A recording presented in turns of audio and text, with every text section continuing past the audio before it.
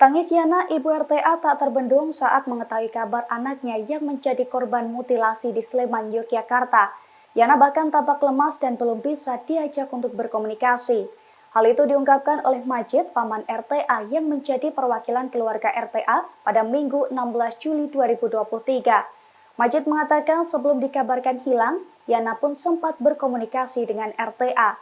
Menurut Majid, kecurigaan keluarga terhadap kondisi RTA bermula setelah sehari berkomunikasi dengan ibunya tersebut, di mana saat itu nomor telepon RTA sudah tidak bisa dihubungi kembali. Padahal sebelumnya RTA dikabarkan rutin berkomunikasi dengan keluarganya melalui sambungan telepon. Pihak keluarga pun sempat mendatangi kontrakan RTA untuk melihat kondisinya. Namun saat itu kontrakan RTA kosong dan tidak terkunci.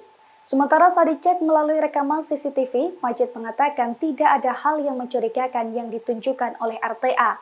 Sebagai informasi, kasus mutilasi ini terkuak setelah adanya penemuan potongan kaki dan tangan di Sungai Bedok pada Rabu 12 Juli 2023 malam.